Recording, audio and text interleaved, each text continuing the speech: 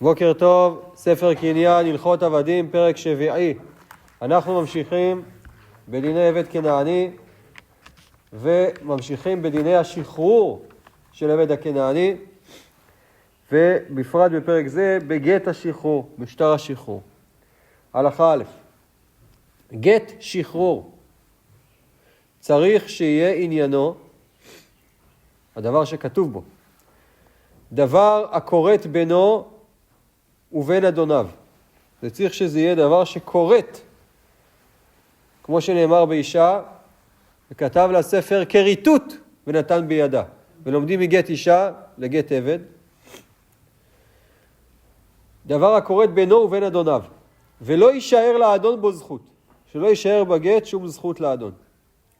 לפיכך, הכותב לעבדו, כתוב בגט, עצמך, הוא כותב לעבד שעצמו, הרי גם העבד הוא חלק מהנכסים. עצמך וכל נכסי קנויים לך, חוץ ממקום פלוני, או חוץ מטלית פלוני, מאיזה בגד פלוני. אין זה קוראת, והגט בטל. הגט בטל, בגלל שהגט לא כולו קוראת, אלא יש בו משהו שלא קוראת, משהו שמשאיר לאדון איזושהי זכות. ומתוך שאינו גט, לא נשתחרר העבד, ולא קנה מן הנכסים כלום, וכן כל הכיוצא בזה. לא, בסדר, אין פה ביטול ב-60. בקיצור, גט בדיוק, או הכל, או כלום.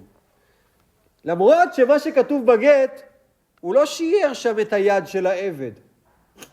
הוא שיער שם איזשהו משהו בנכסים. הוא אמר, העבד אתה של עצמך. כל הנכסים שלו הוא אמר לו שלך. חוץ מאיזה קרקע שאני רוצה להשאיר לעצמי. אז הגט הזה לא נחשב לגט קריטות. למה? כי גט קריטות צריך שכל הגט כולו יהיה קריטה. אבל אם יש משהו בגט שהוא לא קוראת, כל הגט הלך. זה בדיוק הפוך מצד המהלך. כן. אומר הריף, שכיוון, אני מתרגם, שכיוון ששיער לו קרקע כלשהו וכתב את זה בגט, יש לרב זכות בתוכו של הגט,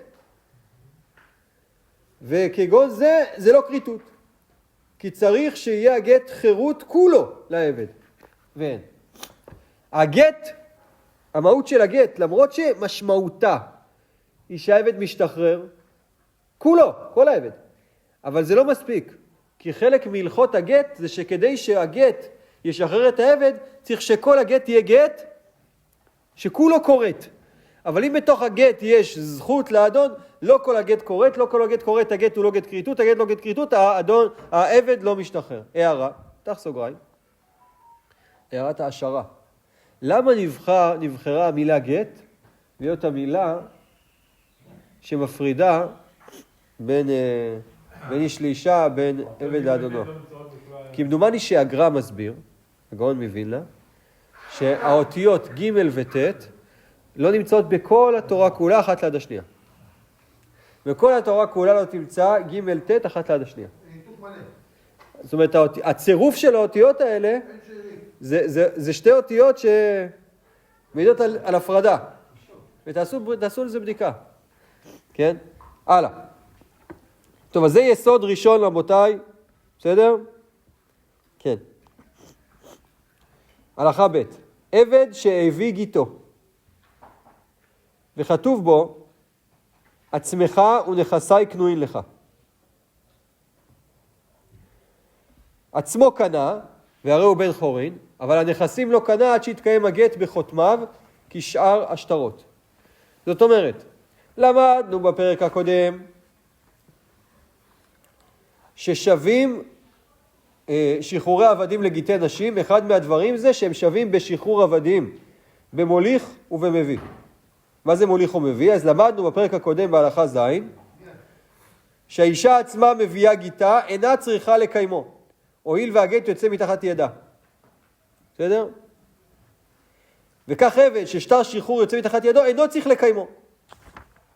בסדר? יש לנו בשטרות, אנחנו נלמד את זה בעזרת השם בספר הבא, הלכות של שטרות. איך כותבים שטרות, מה הדינים שלהם. אחד מהעקרונות בשטר זה שצריך שהשטר הזה יהיה מאומת על ידי עדים. אתה לא יכול להביא שהוא מכר לך והוא נתן לך ואין שם אף אחד שמעיד על העסקה. אבל כאשר אישה מביאה גט, כן? זאת אומרת, לקיימו, רבותיי, הכוונה היא שעכשיו מישהו בא ואומר, השטר הזה שטר אמת, העדים שחתומים בו זה לא זיוף.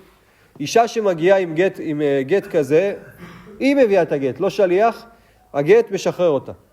וככה גם עבד שמביא גט שחרור, הגט משחרר אותו. אבל, מה הדין כאשר בגט לא כתוב רק שהעבד משתחרר, אלא גם שהאדון נתן לו את הנכסים. או אז, השטר הזה הוא כבר לא רק שטר שחרור, הוא גם שטר מחר. שטר מחר צריך לקיים את הגט, לקיים את השטר. צריך ששני עדים יבואו ויגידו, אנחנו מכירים את החתימות ידיים, את החתימות האלה של העדים שכתובים פה, או שבית דין יכירו את זה.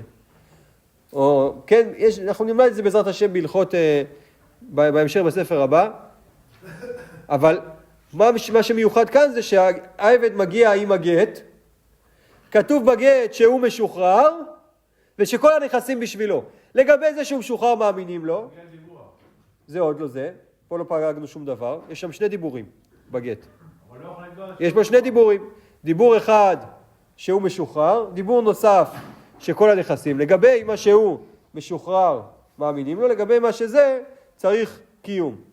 וכן, וזה מה שאתה מדבר, וכן, אם היה כתוב בו, כל נכסי קנויים לך. מה הדין? עבד שהגיע עם שטר, שכתוב בו כל נכסי קנויים לך. מי נמצא בכלל הנכסים? העבד, הוא חלק מהנכסים. אז יש פה גט כריתות, הוא קרא את הכל. אבל מה נעשה עם הלשון הזאת? מצד אחד, כתוב שם כל נכסי, וזה כולל את העבד, ולא צריך קיום. לא צריך קיום. לא צריך, זה צריך להיות כתוב. צריך להיות כתוב. בשטר, גט שחרור. מצד אחד, הוא משוחרר, כביכול, כי לא צריך פה קיום לעדים, קיום של השטר, כי זה העבד. מצד שני, אבל באותה מילה, באותו משפט עצמו, גם הנכסים שלו, וזה צריך כן קיום. אז מה נעשה? אני רוצה רגע להסביר את זה, כי זו סוגיה שלפעמים קשה למי שלא רגיל בעיון תלמודי. קוראים לסוגיה הזאת פלגינן דיבורה. יש לך משפט, פלגינן זה מחלקים את הדיבור. את אותו דיבור, רואים אותו כשני דיבורים שונים. זאת אומרת, אמרנו בתחילת הלכה ב' שכאשר העבד מביא גט, שיש בו עדים חתומים שהוא משוחרר, לא צריך שמישהו יאשרר את הגט. הוא משוחרר. אבל אם הוא הגיע עם שטר מחר, שכתוב בו, סתם בן אדם, לא עבד עכשיו, סתם בן אדם מגיע, זה קניתי וכולי, צריך שמישהו יאשרר, יקיימו את השטר. יגידו, כן, זה שטר אמת, מי שחתום בו זה, פק חתימה של המוסד, של בית הדין, של מוסד בתי הדין לענייני מחירות, לא משנה מה. עכשיו, עבד מגיע, במקרה הראשון ראינו, עבד שמגיע עם שטר אחד, שכתוב בו שהוא משוחרר, וגם הנכסים אליו.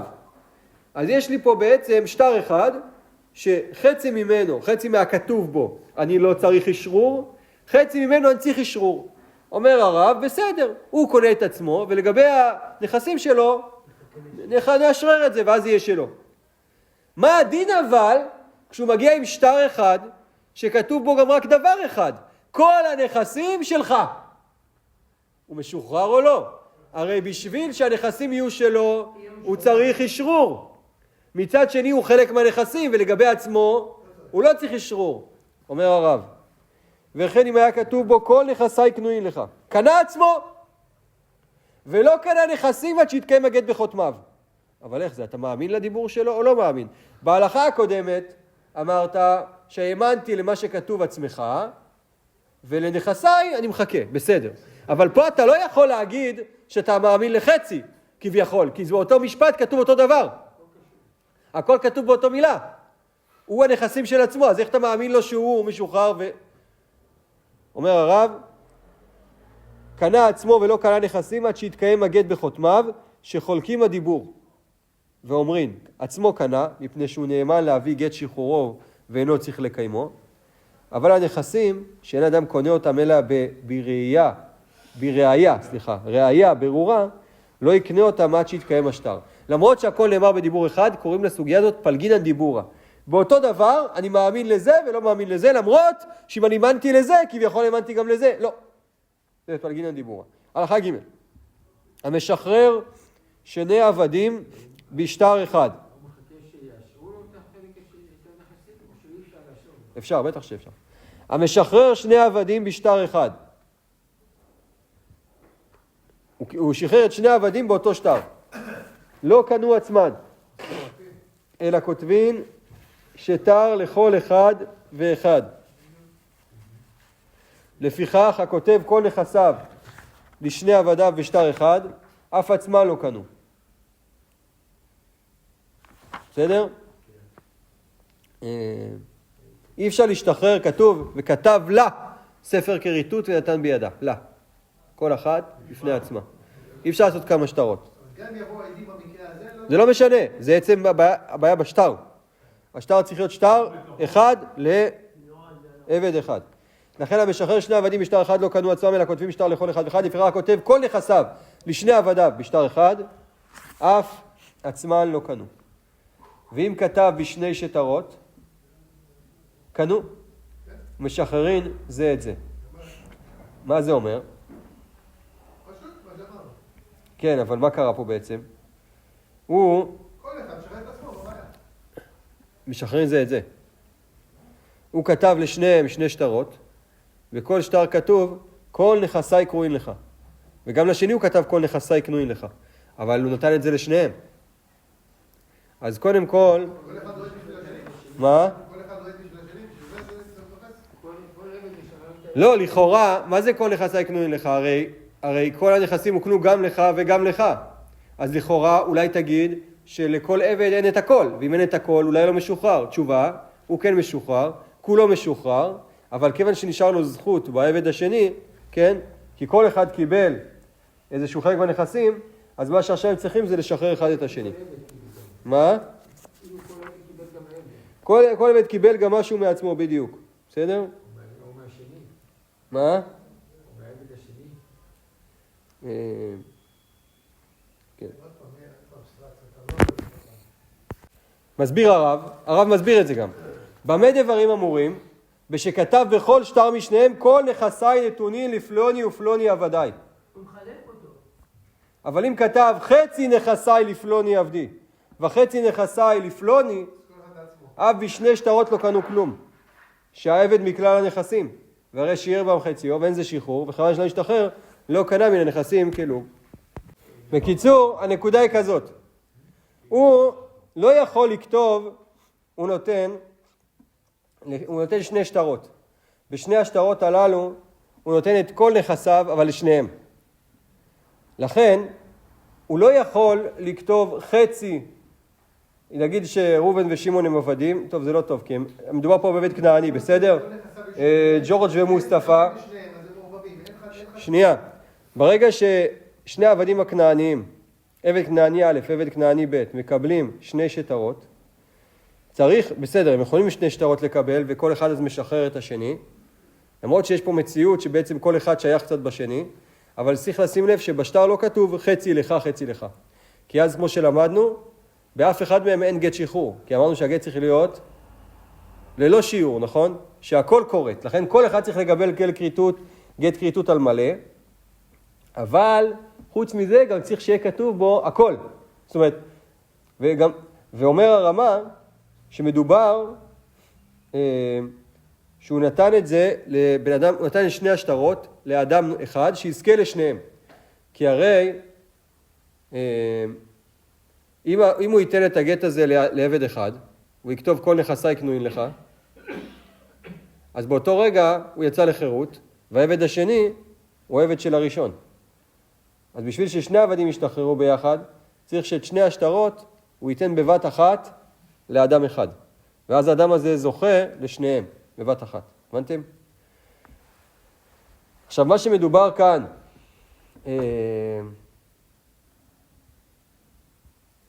שכתב בכל שטר משניהם כל נכסי נתונים לפלוני ופלוני עבדי, לכאורה, צריך להסביר, אני אומר רק יש לעיין פה, לכאורה לשון הרב הוא שבכל שטר בפני עצמו כתוב, כל נכסי נתונים לפלוני ופלוני עבדי. יש מי שהסביר שבכל שטר כתוב, שני אנשים. כן, בדיוק. אבל איך זה יכול להיות? בדיוק, זה מה שאני מעיר. ויש מי שכתב שמדובר שבכל שטר כתוב כל נכסי לפלוני עבדי, ובשטר השני כתוב כל נכסי לאלמוני עבדי. אבל לא שבכל אחד זה. באמת, בספר הליקוטים פה הוא מביא בשם הרד"ע, שלאו דווקא שיזכיר שניים בכל אחד מהשטרות. וצריך שימסרם לאדם אחד ביחד, שיזכה בשבילם, כדי שלא יהיה בהם קדימה. ואז משחררים וחולקים. בסדר? אם זה בנפרד, כמו שעכשיו קראת, כן. אתה יכול לשחרר את השני. אבל אם היא כותבת שניהם ביחד על אותו שטר, הם לא יכולים לשחרר את השני. מה אתה אומר? אם הוא כותב את שניהם יחד על אותו שטר, הם לא יכולים לשחרר אחד את השני. אבל אם הוא כותב בנפרד על כל שטר כל אחד, כן. אז הם יכולים לשחרר את השני. זה לדעתי הלכה ד'. גם אם הוא כותב לפלוני ולאלמוני, אז מה, הם שותפים עכשיו בנכסים? זהו, אז הפוסקים דנים בזה. אז יש מי שהסביר שהכוונה היא לכל אחד בנפרד. הלכה ד'. המשחרר חצי עבדו בשטר, לא קנה עבד חציו, וראו עבד כשהיה. בסדר? ברור. כי יש בו שיעור. אבל אם שחרר חציו בכסף, כגון שלקח חצי דמיו, על מנת לשחרר חציו קנה, ונמצא חציו עבד וחציו בן חורין. אפשר לשחרר חצי עבד בכסף. בשטר אי אפשר. אבל לקבל חצי אפשר. זה מובא בפרק ה' שלמדנו בהלכות עבדים. אמר הרב שם בהלכה ב', כן?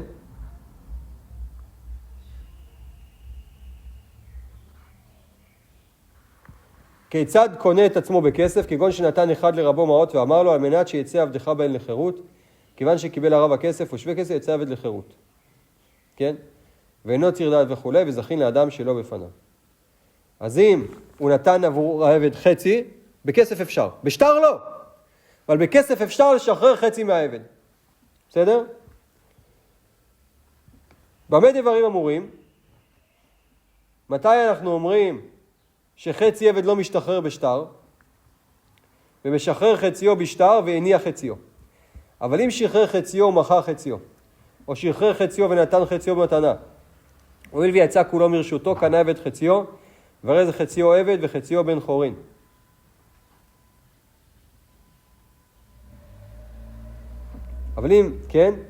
אבל אם שחרר חציו ומכר חציו, זאת אומרת, בבת אחת, או בבת אחת או לפני, הנקודה היא כזאת. צריך שהעבד יצא מרשות האדון לגמרי. אם הוא כותב לו שטר על חציו, הוא לא יצא לגמרי ממנו. חצי נשאר אצלו, חצי לא. אבל אם עוד לפני שהוא כתב לו שטר, הוא כבר מכר חצי ממנו. אז ברגע שהוא כותב, הוא מכר חצי ממנו למישהו אחר. עכשיו כמה נשאר לאדון? חצי. אם הוא יכתוב עליו חצי, בשטר, במקרה כזה, הוא משוחרר. בסדר? במקרה כזה הוא משוחרר. כן? זאת אומרת שהבעיה היא לא בזה שכתוב בשטר חצי, לא זאת הבעיה שכתוב בו חצי והוא שיער, אלא הנקודה היא שצריך שכל העבד ישוחרר. כן, בדיוק. אם נשאר משהו, לא נשאר משהו. בדיוק. יפה. ולכן, אם בבת אחת הוא כתב בשטר, חציך משוחרר וחציך מכור, תפס. אם עוד לפני זה כבר הוא חצי ממנו מחר, ואז נשאר חצי, גם תפס. העיקר שזה יגיע, ברגע שהוא כותב את החצי משוחרר בשטר, שזה יגיע בבת אחת ביחד, זאת אומרת שהחצי השני גם יהיה כבר בחוץ. באמת דברים אומרים שחרר חציו בשטר והניח חציו, אבל אם שחרר חציו ומכר חציו, או שחרר חציו ונתן חציו מתנה, הואיל ויצא כולו מרשותו, כן, מדובר פה אבל לא בשלבים, זה לא שהוא שחרר ואז בהמשך נתן חצי. כמו שלמדנו בתחילת הלכה, צריך שזה או יקדם או יהיה ביחד, המתנה או המחר. הואיל ויצא כולו מרשותו, קנה עבד חציו, והרי זה חציו עבד חציו בן חורין. מה זה חצי עבד חצי בן חורין? מה עושים איתו? אנחנו נראה בהמשך, בהלכה ז'. וכן עבד של שני שותפים, ששחרר אחד מהן את חלקו, בין בכסף בין בשטר, קנה חציו. והרי חציו עבד וחציו בן חורין. ברגע שבשותף נתן את העבד שלו, אז למרות שכל העבד לא ישתחרר, אבל יש לו שני בעלים, החצי הזה ישתחרר. הלכה A. הכותב לשפחתו המעוברת, יש לו שפחה בהיריון, שפחה כנענית בהיריון. מה דין הוולד? עבד. הוא כתב לה שטר, הרי את בת חורין ובלדך עבד. אבל הוולד עבד. מה הדין?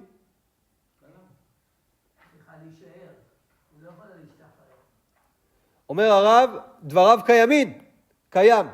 למה? העבד, הוולד, בהקשר הזה לא נחשב חלק ממנה. בהקשר הזה. זאת אומרת, הוא נחשב דבר שעומד לעצמו. ולכן היא משוחררת, והוא יישאר עבד, הוולד. זה לא צעד, למה אנחנו לא אומרים? הרי את שפחה, אבל אם הוא אמר הפוך, את שפחה ובלדך בן חורין. לא אמר כלום. שזה כמי ששחרר חצייה. יש פה מקשה הרייבד אומר, רגע, תחליט, אתה לא יכול לחוץ את החבל בשני קצותיו. אם הם נחשבים דבר אחד, אז כשהוא משייר את העבד לעצמו, את העובר, שלא תשתחרר. ואם נחשבים דברים נפרדים, אז כשהוא משחרר את העובר ולא אותה, אז שהעובר יהיה משוחרר. תחליט. מסבירים המפרשים שלא כך. באמת, העובר תפל לאמא, אבל האמא לא תפלה לעובר. זאת אומרת, יש אפשרות לשחרר אותה בלי העובר, אבל אותו אי אפשר בלי האמא. בסדר? זה לא אותם יחסים. הם קשורים זה בזה, אבל העבד, העובר, הוא תפל לאמא, זה כמו נספח, אבל האמא לא נספחת לעובר. זה התירוץ. הלכה ו' שפחה חרופה. מה זה שפחה חרופה? שהיא חצי שפחה, חצי בת חורין, זאת אומרת חצי חצי, והחצי, אבל לא רק זה, היא גם התקדשה לעבד עברי. בסדר? הרי עבד עברי, בסדר?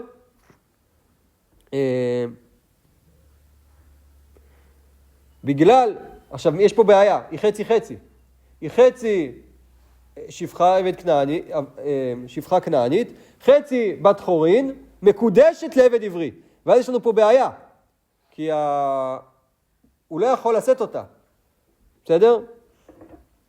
אין קידושין גמורים פה, בגלל שחלק ממנה היא שפחה. אם רצה לשחרר חצייה נשאר, ותעשה שתיש גמורה, זאת אומרת, ברגע שהעבד העברי קידש אותה, על הצד שלה, הצד של הבת חורין שבה, אם היא ישוחרר, הצד שפחות שלה, היא תעשה אשת איש לגמרי, מקודשת לגמרי. הרי זה משחרר בין בשטר בין בכסף, שאף הכסף גומר שחרורה. יש מזה מחלוקת בגמרא, האם דווקא שטר גומר את שחרורה, או שצריך, כתוב, חופשה לא ניתן לה, האם צריך דווקא שטר? אומר הרב, אפשר גם בכסף לפדות אותה. הלכה ז' מי שחציו עבד, וחציו בן חורין. הואיל ואינו מותר לא בשפחה, על הצד שהוא בן חורין, ולא בבת חורין, על הצד שהוא עבד כנעני. מה עושים? כופין את רבו, ועושה אותו בן חורין. וכותב שטר עליו בחצי דמיו. במקרה שיש לנו עבד שהוא חצי חצי, כופים את הרב לשחרר את העבד. אנחנו נראה בהמשך שבעיקרון לא משחררים עבד. אנחנו נראה בהמשך בעזרת השם. אבל אם הוא חצי חצי, כופים את הרב לשחרר אותו. רגע, אבל מה, יש לי פה עבד, יש לי פה... זה נכס, הוא שווה לי 5,000 שקל. אז כופים את הרב לשחרר אותו, והעבד כותב לו שטר חוב, שהוא חייב לו את כמה שהוא שווה. וכשיהיה לו כסף הוא ישלם את זה. למה רבותיי משחררים את העבד? במה דברים אמורים? בעבד, זכר. מפני שהאיש מצווה על פריה ורבייה. כיוון שהוא מצווה על פריה ורבייה, מהצד של החירות שבו, אבל הוא לא יכול להיות עם אף אישה. כי אם הוא יהיה עם ישראלית, יש בו צד של עבד כנעני. ואם הוא יהיה עם שפחה, יש בו צד של ישראלי. אז כדי לאפשר לו לקיים פריה ורבייה, משחררים אותו, וזה דווקא בזכר. כי דווקא איש מצווה על פריה ורבייה. אבל השפחה... מה? כשמשחררים אותו, ישראלי לכל דבר. איך? משחררים אותו. לא, אנחנו נלמד את זה בהמשך, וכבר דיברנו בכך, שעבד כנעני כשהוא נכנס הוא טובל ומעל, וכשהוא משתחרר הוא נהיה יהודי, גר. במה דברים אומרים בעבד מפני שהאיש מצווה על פריה ורבייה, אבל השפחה תישאר כמו שהיא. שפחה שהיא חצי שפחה, חצי משוחררת, היא לא יכולה גם לקיים יחסי אישות עם אף אחד, כי על הצד שהיא ישראלית היא לא יכולה להיות עם גוי, ועל הצד שהיא גוי היא לא יכולה להיות עם ישראלי. מצד שני אבל לא כופים את האדון לשחרר אותה, כי היא לא מצווה על פריה ורבייה. אישה לא מצווה על פריה ורבייה, האיש מצווה. אז מה עושים איתה אבל? היא חצי משוחררת, חצי לא. מה היא עושה? היא תלך לעבוד אצלו? היא תגיד לו מה? אני משוחררת. ועובדת את רבה יום אחד ואת עצמה יום אחד. זה מה שעושים בחצי חצי. ואם נהגו בה החטאים מנהג הפקר, כופין את רבה לשחרר, וכותב עליה שטר בחצי דמיה. אם נהגו בה החטאים מנהג הפקר. מה הכוונה? כן, בגלל שהיא לא יכולה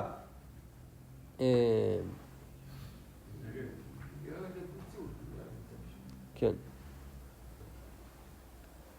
אומר, גם הרב אומר את זה בפרק ט' בהלכה ו', שפחה שהיו העם, אנחנו נלמד בעזרת השם בפרק האחרון של הסדרה, שאסור לשחרר עבד כנעני או שפחה כנענית, אסור. התורה אומרת לעולם בהם תעבודו. אבל מותר לשחרר לדבר מצווה. ואומר הרב שם, וכן שפחה שהיו העם נוהגים במנהג הפקר, והרי היא מכשול לחטאים, כופים את רבה ומשחררה כדי שהיא תנסה ויסור המכשול. ברגע שהיא לא יכולה לא להתחתן עם זה או לא עם זה, אז איך האפשרות שלה לקיים יחסי אישות? זה רק זנות, ואז זה מה שנוצר. אז כדי שזה לא יקרה, אם זה מה שקורה איתה, כופים את העבד לשחרר אותה, את האדון לשחרר אותה, וכותב עליה שטר בחצי דמיה. זאת אומרת, כיוון שחצי ממנה היא עבד, אז היא כותבת לו שטר שהיא חייבת לו חצי ממה שהיא שווה, וכשיהיה לה כסף היא צריכה להחזיר לו את זה. הלכה חטא. מי שחצי, עכשיו מה אמרנו? אמרנו שאם הוא חצי בן חורין, חצי עבד, מה עושים? כופים את הרב שלו לשחרר אותו, כדי שיוכל לקיים פריה ורבייה. מה יעשה אדם שלא רוצה לאבד את הזכות שלו בחצי עבד? הוא אומר, מה אני אכתוב עכשיו? אני אשחרר אותו וכתוב עליו שהוא חייב לי. מתי הוא ישלם את זה? מי שחציו עבד וחציו בן חורין, שעמד רבו, ויקנה חציו לבנו קטן. אז מה הוא עשה? הוא יקנה את העבד, את החצי שלו, את החצי שהוא עבד, לבן הקטן שלו. כדי שלא יחופו אותו בית דין לשחררו. למה? בית דין לא כופים את הקטן לשחרר, הם כופים רק אדם גדול. קטן הנכסים שלו לא נכנסים לו. זה רגישות ליתומים, לקטנים. או לקטנים. אז פה מה הוא עשה כדי להימלט מזה שיכפו אותו לשחרר? מכר את החצי עבדות של העבד שלו לבן שלו, לקטן. יש בזה דיון אם אפשר למכור אותו כשהוא חצי בן חורין. השולחן ערוך כתב שהוא יקנה אותו לקטן לפני שהוא נעשה חצי בן חורין. בכל אופן, מה עושים במקרה כזה? בדיוק, הוא רוצה להשאיר אותו אצלו. מעמידין בית דין לקטן אפוטרופוס, וכותב לו אפוטרופוס גט שחרור, וכותב עליו שטר חוב בחצי דמיו. לא מה שנקרא, לא משתפים איתו פעולה, אלא מעמידים אפוטרופוס על הקטן, והאפוטרופוס הזה כותב לו גט שחרור. מה?